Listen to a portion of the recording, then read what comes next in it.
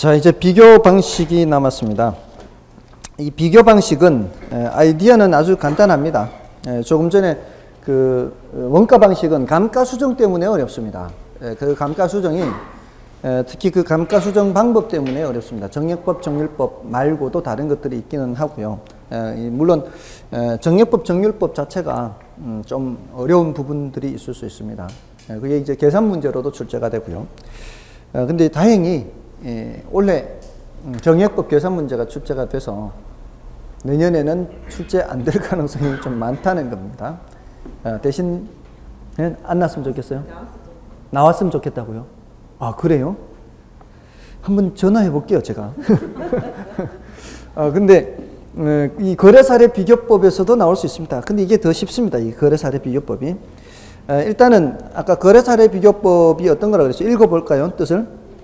거래사례 비교법이란 140쪽입니다. 대상 물건과 가치 형성 요인이 같거나 비슷한 물건의 거래 사례와 비교하여 대상 물건의 현황에 맞게 사정 보정 및 시점 수정, 가치 형성 요인 비교 등의 과정을 거쳐 대상 물건의 가액을 산정하는 방법을 말한다. 일단 뭐를 찾아야 돼요? 대상 물건과 가치 형성 요인이 같거나 비슷한 물건의 거래 사례를 찾아야 되죠. 그래서 그 거래 사례를 찾아서 비교해야 되는 겁니다. 자, 근데 괄호 2번에 뭐라고 되어 있습니까? 거래 사례의 선택이라고 되어 있죠. 자, 이게 이제 동그라미 1, 2, 3, 4번. 이게 선택 기준입니다. 선택 기준. 동그라미 1, 2, 3, 4번이. 자, 근데 이제 보통은 사정 보정 가능성을 먼저 얘기합니다. 동그라미 2번에 사정 보정 가능성을 먼저 얘기하고요. 그다음에 시점 수정 가능성을 두 번째로 얘기하고요. 그 다음에 3번, 4번 이렇게 가요. 그 이유가 아까 비준 가격을 어떻게 계산한다 그랬죠? 비준 가격을 사례 가격에서부터 출발해서 먼저 뭘 한다 그랬어요? 사정 보정한다 그랬죠? 얘가 특별히 싸게 거래된 물건이라면 정상적으로 거래됐을 때 얼마인지 수정해야 된다 그랬죠? 그 다음에 얘가 거래된 시점이 뭐 두세 달 전일 수도 있잖아요. 시점이 다를 수 있죠. 시점 수정해야 되고요. 지역 요인 비교해야 되고요. 또 뭐도 해야 되고요. 개별 요인 비교해야 돼요. 이 순서입니다. 이 순서. 자, 여기에 집어넣는 사례 선택 기준이요. 여기에 넣는 사례 선택 기준이 이 뒤에 네 가지다 이 말이에요. 왜냐하면은 지금 이런 수정 작업을 해야 되잖아요. 뒤에. 수정 작업을 해야 되는데 하다가 중간에 이 시점 수정을 할 수 있는 자료가 없어. 시점 수정을 할 수 있는 자료가 없다면 앞에 했는 작업이 아무 소용이 없게 되죠. 처음에 선택할 때부터 뭐를 봐야 돼요? 이러한 자료가 있는지 없는지 살펴보고 선택을 하라 이 말이에요. 처음에 선택할 때부터. 괜히 뻘짓한 것이 될 수 있잖아요. 그러니까 이런 사례를 구할 수 있느냐, 이 자료를 구할 수 있느냐, 그걸 보고 선택을 하라 이 말이에요. 그게. 그래서 2번을 먼저 보면은 사정 보정 가능성이 먼저 나와, 그 2번에 있죠. 이걸 먼저 보면은 사례 자료는 정상적인 것이거나 정상적인 것이면 굳이 사정 보정을 할 필요가 없는 거죠. 또는 정상적인 것으로 보정이 가능한 것이라야 합니다. 그렇죠? 그래서 거래의 자연성이 저해되거나 당사자의 정통성이 결여된 사례 등을 그 결여된 거래 등을 대표성이 없는 거래 사례라 하는데, 대표성이 없는 매매 사례는 사례절에서 제외시키는 것이 원칙이지만 사정 보정이 가능하다면 채택될 수 있다. 됐나요? 원칙적으로는 어떤 게 좋다고요? 원칙적으로는 사정이 개입되어 있지 않는 사례를 선택하는 것이 좋다. 그런데 사정이 개입되어 있더라도 사정 보정이 가능하다면 채택할 수는 있다. 이렇게요. 그 다음에 이제 시점 수정 가능성 두 번째 위에 올라가시는 거예요. 시점 수정 가능성. 자, 요거는 시간적으로 불일치하다면은 수정할 수 있는 사례라야 되는 겁니다. 자, 그래서 읽어보시겠습니다. 부동산의 가격은 시간의 경과에 따라 사례 부동산의 거래 시점과 가격 시점, 아까 무슨 시점이라고 그랬어요? 기준 시점이라고 그랬죠? 기준 시점이 시간적으로 불일치하여 가격 수준의 변동이 생길 수 있다. 이 경우 거래 시점의 사례 가격을 기준 시점의 가격으로 수정하여 기준 시점, 이것도 기준 시점으로 바꿔서 기준 시점의 사례 부동산 가격으로 정상화하는 작업을 시점 수정이라 합니다. 그리고 시점 수정을 하더라도요, 이게 시점이 다른 두 가지 사례가 있다면 A도 있고 B도 있고 이렇게 여러 가지가 있을 때 A는 1개월 전 사례고요. 이거는 6개월 전 사례다. 그러면은 가능한 한 뭐를 선택하는 게 좋아요? 가능한 한 1개월 전 사례가 좋겠죠. 다른 조건이 똑같다면. 이게 이제 시간적 유사성하고 관계가 있는 겁니다. 가능한 한 시간적 유사성이 있어야 된다. 그 다음에 동그라미 3번으로 가시면은 위치 유사성으로 돼 있죠. 이거는 이제 지역 요인 비교 가능성이라고 얘기를 합니다. 자, 이것도 읽어보겠습니다. 지역 요인의 비교란 사례 부동산과 대상 부동산이 존재하는 지역의 표준적 이용을 비교하는 것이므로 거래 사례는 대상 물건과 동일성 또는 유사성이 있는 지역에 존재하여 지역 간의 표준적 이용이 비교 가능한 사례여야 합니다. 이 지역 요인 비교 가능성을 위치 유사성이라고 달리 표현하기도 합니다. 위치 유사성을 개별 요인 비교 가능성으로 오해하면 안 돼요. 여기서 말하는 위치 유사성은 뭐다? 지역 요인 비교 가능성이다. 이렇게 생각을 하셔야 돼요. 그 다음에 이제 물적 유사성이 개별 요인 비교 가능성이에요. 자, 이게 이제 여기서 말하는 물적 유사성, 그 옆에 이제 밑에다가 예를 들어 두는 게 좋아요. 그거는. 예를 들어 대상 부동산이 아파트잖아요. 대상 부동산이 아파트면 사례도 뭐고요? 사례도 아파트라 해야 되겠고요. 대상이 단독주택이면 사례도 단독주택. 이게 이제 물적 유사성이에요. 대상이 만약에 목조 건물이다. 그러면 사례도 목조. 이런 식이 돼야 된다 이 말입니다. 이게 물적 유사성. 아시겠죠? 얼마든지는 예를 들 수가 있습니다. 자, 됐고요. 이제 괄호 3번에 이제 사례 자료의 정상화가 있죠. 자, 그 동그라미 1번, 2번, 3번까지 지금 사정 보정하고 시점 수정하고 지역 요인과 개별 요인 비교하는 게 있죠. 자, 요게 이제 안 어렵다는 겁니다. 얼핏 보면 어려워 보여도 지금 요 수정 작업을 하는 거예요. 지금 이게 지금 지역 요인 비교와 개별 요인 비교는 이제 하나로 돼 있어요. 여기 동그라미 1번, 여기 동그라미 2번, 여기 동그라미 3번 이렇게 돼 있어요. 근데 수정 작업하는 게 어렵지가 않아요. 자, 이게 원칙이 다 똑같아요. 이런 식으로 하는데, 자, 보세요. 보통 이렇게 질문을 해요. 사례가 급매로 인해 정상가 대비 10% 저가로 거래됐다. 이런 말이 나와요. 이렇게 10% 저가가 그래. 누가 저가로 거래됐어요? 사례가 이렇게 급매로 인해 정상가 대비 저가로 거래됐다. 뭐 이렇게 나오거나, 세 번째 그 지역 요인이나 개별 요인 비교할 때 대상이 사례보다 종합적으로 개별 요인이 5% 우세. 이런 식으로 나와요. 이렇게 하면은 수정치, 여기 이제 여기 들어가야 되는 수정치가 있을 거 아니에요. 그 숫자를 어떻게 구하느냐 하는 거거든요. 그 숫자에서 그냥 곱셈만 하면 끝이에요. 그 숫자를 이렇게 구한다는 거예요. 자, 여기서 누구인지를 빨리 찾아야 돼. 누구. 주어가 누구. 여기는 사례가 주어죠. 여기는 대상이 주어죠. 주어를 빨리 찾으면 돼요. 그리고 원칙이 이제 사례분의 대상 해서 이제 사례든 대상이든 이제 100을 기준으로 하는 거예요. 100을 기준으로 해서 숫자를 바꾸는 건데, 여기서는 누가 10% 저가요? 사례가 10% 저가죠. 요 순서대로, 요 글자대로 이걸 바꾸는 거예요. 사례를 10% 낮추는 거예요. 그럼 90분의 100 이렇게 돼요. 1번은. 3번은요. 이게 지역 요인, 개별 요인 비교할 때는 누가 대상이 5% 우세 이렇게 됐죠. 그러면 이제 사례분의 대상 이게 원칙이라고요. 그럼 누가 우세요? 대상이 우세죠. 그럼 대상 숫자를 키우는 거예요. 100분의 5%니까 이게 100% 기준이니까 105 이렇게 되는 거예요. 됐나요? 그래서 여기서는 1.05가 되는 거예요. 1.05. 여기서는 근사치로밖에 안 되죠. 나누어 떨어지는 게 아니니까. 이거는 이제 약 1.111 될 거예요. 1.111. 됐습니까? 이렇게 해서 계산을 하는 거예요. 집어넣어서. 사정보정치에는 이제 90분의 100이 들어가는 거고, 개별 요인 비교치에는 100분의 105가 들어가는 거고. 됐습니까?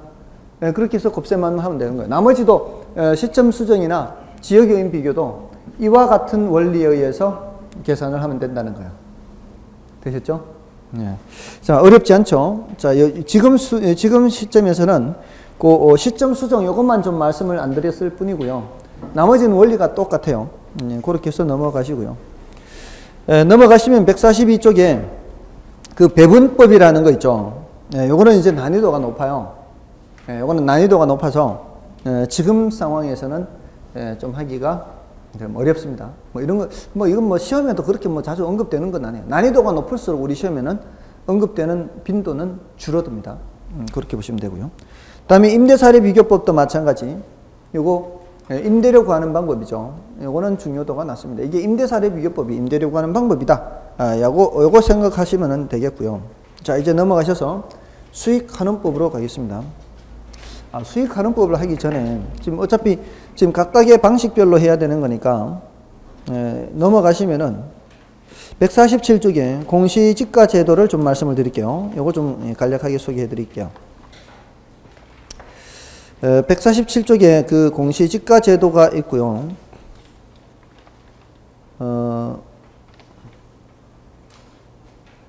공시지가가 아닌데 지금 타이틀이 부동산 가격 공시제도 이렇게 바꾸는 게 좋겠습니다. 부동산 가격 공시제도.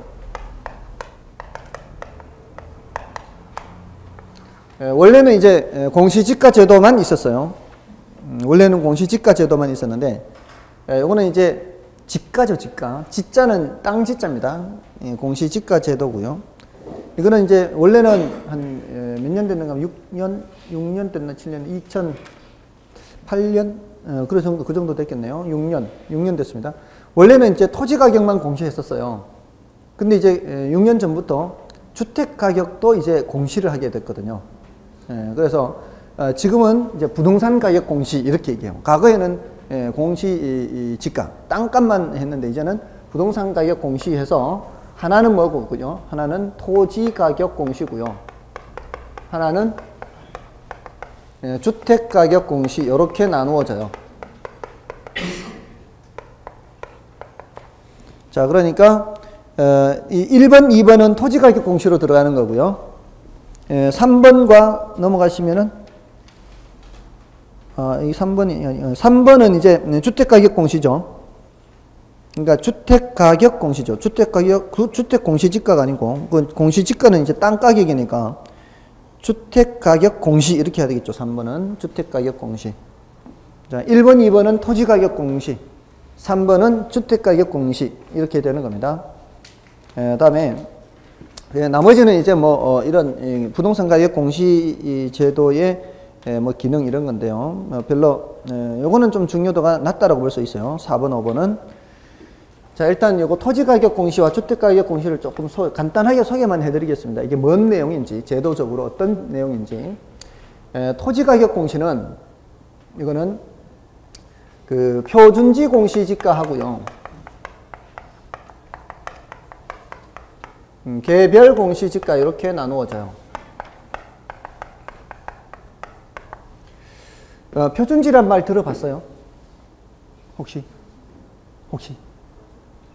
들어봤어요? 혹시 공법에서 이거 다루나요? 표준지? 공법에서는 이런 말 안 나오나요? 표준지라는 것이 살면서 지금 처음 들어보시나요? 살면서. 혹시 그러면 개별 공시지가란 말 들어보셨어요? 어디서 들어보셨어요, 이거는? 주택법에서. 들어보셨어요? 예. 네. 그때 들어보셨어요? 들어보셨어요? 들어봤어요? 개별 공시지가 들어보셨어요? 어디서요? 아, 두루두루. 들어봤습니까? 이 들어보신 분들은 땅 갖고 있다는 얘기죠. 땅 갖고 있는 사람들은 들어봤을 거예요. 예, 아니면 단독주택 갖고 있는 분들은 단독주택. 예. 어쨌든 땅을 갖고 있다는 얘기입니다. 그런 분들하고 이제 옆에 친하게 지내면 돼요. 자, 표준지 공시지가는 전국에 50만 필지가 있어요. 전국에 토지가 약 3천만 필지가 있거든요. 3천만 필지가 더 돼요, 사실은. 약 3천만 필지라고 할게요. 3천만. 누가요? 어디 들어봤어요? 이제 더 늘었으면 그럴 수 있어요. 근데 제가 이게 몇 년도 자료인가 하면은,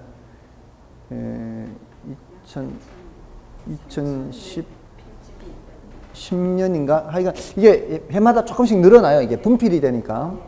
분필이 되는데, 한 10년 전에 2,700만 정도였어요. 그러다가 좀 늘어서 몇 년 전에 3천만 필지 정도, 3,100 몇십만인가 200 몇십만인가 그랬어요. 근데 제가 그냥 줄여서 그냥 약 3천이라 하는데, 그게 더 늘었으면 이제 몇 년 사이에 또 더 늘 수 있겠죠. 이 약 3천만 필지인데 그 중에서 50만 필지를 샘플로 뽑아 놓은 거예요. 50만 필지를. 그러니까 약 60개 중에 한 개 꼴입니다. 60개 중에 한 개 꼴로 요 지역에도 표준지가 있어요. 요 주변에. 그거 이제 확인하시려면 이제 지적 공부를 떼보면 돼요. 예, 지적 공부 이 도면을 떼보면, 도면이 있지 않습니까? 이렇게. 도면이 있으면 이렇게 이제 뭐 길들이 이렇게 있지 않습니까? 이렇게. 길들이 이렇게 있으면 뭐 지번이 있죠, 이렇게. 여러분들 왜 중개사무소 가면은 막 1번, 1-2번 뭐 이렇게 써 있는 거 있죠? 지번이 다 붙어 있어요.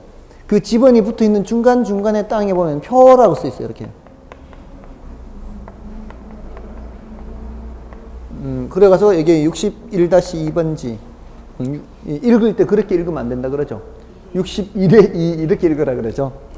예, 역시 사람은 돈을 들여도 배워야 돼, 이렇게. 뭔가 좀 알잖아요, 이렇게. 배우면은. 모르면 그냥 31-3 이럴 거를.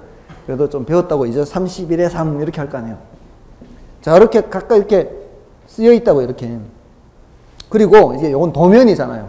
도면 말고 이제 A4지로 된 표가 있어요, 표. 표에 가면은 이제 여기에 표준지 있고요. 표준지. 쭉 내려가요. 31에 3 이렇게 있죠. 31에 3. 이렇게 해서 여기에 제곱미터당 뭐 500만 원 이렇게 이제 자료가 있다고 이렇게. 요 도면하고 요 표하고 같이 보면은 아, 요 땅이 얼마구나 알 수 있겠죠. 예? 그러니까 지금 요 주변에 지금 분명히 표준지가 있다고요. 그러니까 도면을 떼보면은 요 땅이 표준지일 수도 있어요. 요 땅이 표준지이라면 요 표 있잖아요, 표에서 요 땅 주소를 찾아가면 될 거 아니에요. 요 땅 주소를 찾아가면은 표준지 가격을 얼마인지를 알 수 있다. 요 땅 가격을. 이거 말고도 지난주에 알려드리지 않았나요? 법제처 이 어플리케이션, 법제처가 아니고 국토교통부 어플리케이션이 있다고. 이런 거 확인할 수 있어요. 그러면은 이제 요 땅의 가격, 요 땅의 가격, 요 땅의 가격을 확인할 수 있다고요. 이게 전국적으로 이 표준지가 몇 개 있다고요?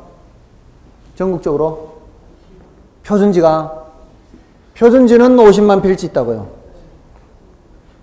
그러니까 평균적으로 한 60개에서 한 7, 80개 중에 한 개꼴로 표준지를 정해놓고 그거를 국토교통부 장관이 이 이상의 감정평가업자에게 의뢰를 해서 산정을 합니다.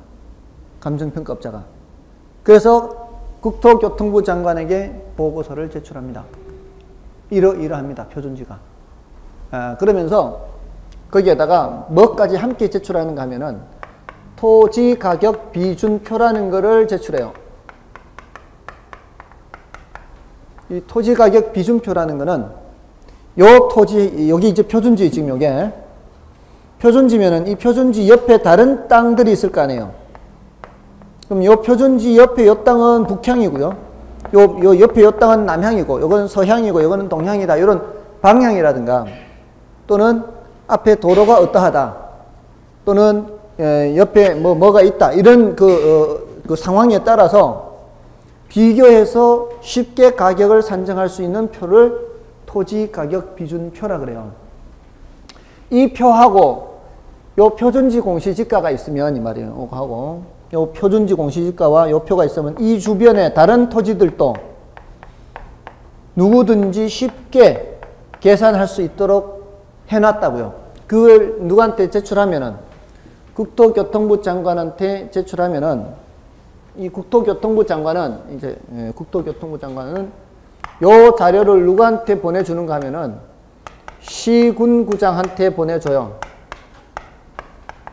시군구장한테 보내주면은 시군구장은 요 두 개 자료를 근거로 해서 뭐를 계산하는 거예요? 개별 공시지가를 선정해요. 이 이웃하는 다른 토지들 가격을 계산한다고요. 이건 누가 한다고요? 시군구장이. 시군구장이 소속 공무원들한테 시키는 거예요. 소속 공무원들한테 시켜서 이거 산정해라 이렇게.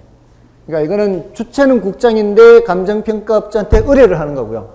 이거는 주체는 시군구장인데 소속 공무원들이 하는 거예요. 이 표 보고. 됐나요? 어떤 게 전문가가 산정한 거예요? 표준지 공시지가가 전문가가 산정한 겁니다. 이거는 대량평가를 위해서 이 표를 보고 대량평가 방법에 의해서 한 거예요. 공무원들이 한 거예요. 공무원들도 이 업무에 익숙해지면 어느 정도는 좀 알겠죠. 그래서 여기에 종사한 공무원들은 5년 이상인가요? 이 업무에 종사하면은 감정평가사 시험에 1차 시험을 면제해 줍니다. 감정평가사 시험 1차 시험을 면제해 줍니다. 그러니까 이쪽 분야에서 계속 일을 하게 되면은. 그리고 또 뭐 한국감정원이라는 이 공기업이 있어요. 한국감정원에서 몇 년 이상 또 이 관련 이 업무, 모든 업무가 아니고요. 뭐 사무 보는 업무도 있을 수 있잖아요. 그런 거 말고 이런 업무에 5년 이상 근무하면은 감정평가사 시험 1차를 면제합니다. 지금 몇 살이라고 했지? 그러면 한번 관심 가져볼 만하겠네. 그런데 한 5년간 젊은 친구는 그런 거 관심 가져볼 만합니다. 그러면은 이제 1차를 면제받으니까 1차 시험을 보는 게 그렇게 부담스럽지 않으면 그냥 1차 시험 보면 돼요. 1차 시험에 경제학, 민법, 영어 예? 토익 점수로 하나요? 요즘은 그러나요? 그러니까 요즘은 아마 토익 점수로 하겠죠. 다 그렇게 됐으니까. 토익 점수, 그 다음에 경제학, 민법, 그 다음에 부동산 공법, 또 뭐 하나 더 있는데. 5가지였는데. 영어가 좀 부담스러운 사람이 있고요. 어떤 사람은. 근데 이제 영어는 토익으로 넘어가면 됐고, 그 다음에 경제학하고 민법. 경제학하고 민법하고, 또 뭐, 그 부동산 공법이 있고 또 뭐가 있는데, 이 5과목이에요. 어쨌든, 그거 보는 게 부담스럽지 않으면 그냥 바로 1차부터 보면 되는 거고, 부담스러우면 이제 실무 활동을 하면 되는 거죠. 그런데 취직해가지고. 어쨌든, 이렇게 해가지고 이제 시군구장이 개별 공시지가를 산정합니다. 자, 이런 절차로 토지 가격을 공시하고요. 그 이유가 뭐겠습니까? 이런 가격을 공시하는 이유는 바로 정부의 조세 부과의 편의성 때문에 그래요. 세금 매기는 것 때문에. 결국은 이런 것들을 통일시키는 이유가요. 국민들한테 어떻게 하면 세금을 쉽게 매길 수 있을까? 이런 것 때문에 나오는 겁니다. 옛날에 여러분들 역사를 보면 세계사 보다 보면 중국사 또는 다른 세계사 보면 도량형을 통일시킨다 뭐 이런 말 나오잖아요. 도량형을 통일시킨다 이런 말이 다 세금 때문에 그래요. 세금 때문에. 그러니까 무게를 잰다, 부피를 잰다 이런 것들이 통일돼 있어야 될 거 아니에요. 그래야 예를 들어서 10말 생산했으면 한 말은 세금이다. 이렇게 하려면 이게 여기서 거둔 거나 저기서 거둔 거나 똑같이 걷어야 될 거 아니에요. 그래서 도량형을 통일시키는 거예요. 세금 때문에 그래. 다 따지고 보면은. 사람은 살아있는 동안 세금 벗어나서는 살 수가 없습니다. 이 국가가 존재하는 한은 세금은 내야 돼요. 그것 때문에 이렇습니다. 옛날에 이게 1990년대 이 법이 처음 만들어졌는데 1990년도 이전에는 이 세무서에서 국세청에서 이 평가하는 이 부동산 가격하고요. 그때는 건설교통부에서 평가하는 부동산 가격이 달라요. 또 토지수용위원회에서 평가하는 가격이 달라요. 똑같은 부동산인데도 평가하는 기관에 따라 이게 달라지니까 국민들이 이게 설득력이 떨어지는 거죠.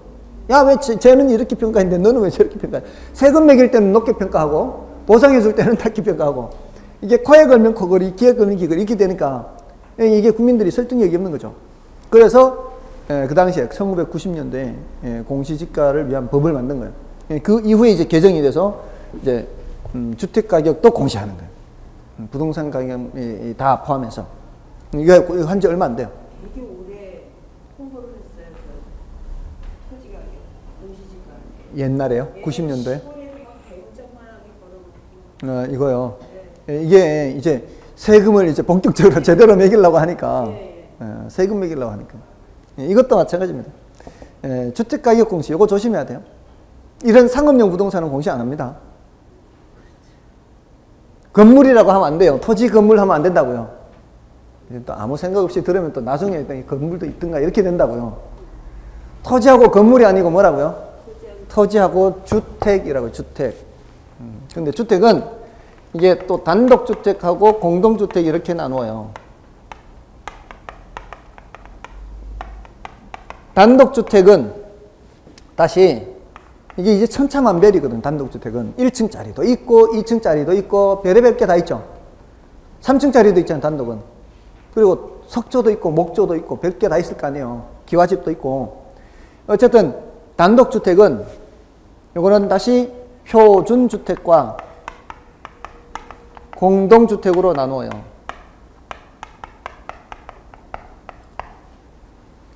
이 표준주택은 누가 할까요? 이거 국토교통부 장관이 하는 거예요. 국토교통부 장관은 표준화된 거 하는 거예요. 공동주택은요? 시군구장이 하는 시군구장. 이거는 똑같아요, 절차가. 여기도 무슨 표가 있어요? 주택가격 비준표가 있어요. 이거 보고 이제 이 표준주택가격과 주택가격 비준표 가지고 죄송합니다. 죄송합니다. 공동주택 여기 있었는데 개별주택이죠, 개별. 다음에 공동주택은 이거 누가 할까요? 시군구장이 할까요? 국장이 할까요? 요거 국장이에요, 국장이. 왜냐면 지금 국장이 하는 거 잘 보세요. 국장이 하는 거 표준지 하죠. 표준주택 하죠. 그러니까 국장이 하는 거는 표준화된 것만 하는 거예요. 뒤치다꺼리는 누가 하고요? 뒤치다꺼리는 시군구장이 하는 건데요. 공동주택은 대표적인 게 뭐예요? 아파트, 다음에 연립, 다세대까지거든요. 물론 기숙사도 있는데 기숙사는 이제 제외하고 얘네들의 공통점이 뭐예요? 아파트, 연립, 다세대 공통점이